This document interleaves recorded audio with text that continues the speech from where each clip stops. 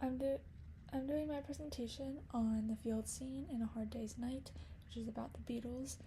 And the Beatles play the Beatles in this movie. And there are historically accurate and biographical aspects of the movie, such as the fact that the Beatles play themselves and there's accurate representation of Beatlemania.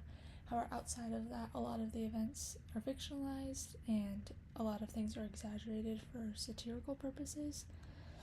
But this scene, the field scene, helps push a narrative in the film about the myth of the Beatles versus who they really are.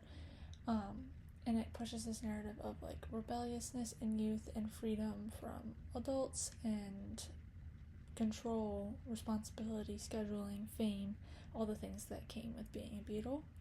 And so this first shot is an aerial shot and it's very shaky, which gives a feeling of anticipation and excitement. And the aerial shot itself kind of gives a dreamlike feel and kind of removes the Beatles from their real world where they are these icons. And also the wide open spaces play into this idea of escaping and freedom. And a lot of their movement, this is an example as well as this, but a lot of their movement does not seem to be rehearsed or polished as it is when they are being the Beatles. They have a very specific brand, but in this scene, their behavior is not polished, like I said, and it kind of gives the feeling that they're just guys, and they're letting loose a bit and not trying to fit this specific image. Also, these next four screenshots show this slow motion of them jumping, which also kind of exemplifies and amplifies the energy and emotion within this scene. A lot of the camera movements, like I said, are shaky, and some of them are long, some of them are short, and it kind of gives this sense of chaotic spontaneity that comes with like natural human movement. There's doesn't appear to be like rigid framing or blocking or anything like that, which gives the feel that it's unscripted, and mimics like the feel of it being candid. The camera kind of like follows them and like watches them play like kids and not like the icons and the Beatles that they were considered at the time. And then in terms of the music, the song Can't Buy Me Love plays over this whole scene, and it amplifies the emotions and mood from the fact that like they're escaping this fame and responsibility, and the song talks about how fame and money can't provide you with everything.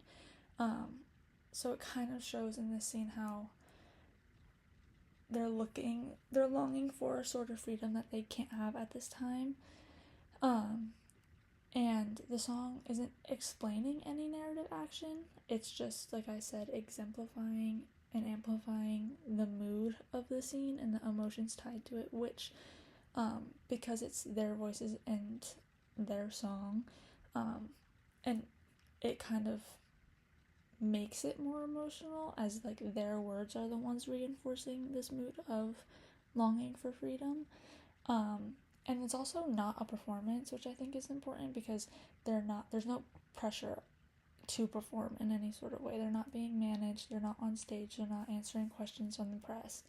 And the upbeat, whimsical feel of the song also plays into the goofiness and silliness and freedom to be themselves that we see in this scene. And then I also think it's interesting the fact that in this scene, it's like they're longing for freedom, they're being themselves, and at the end, when they perform at the end, it's back to like the brand and the image of the Beatles. They're very put together, more straight-laced. And I think this scene shows a lot of the frustration that they have with that lack of freedom.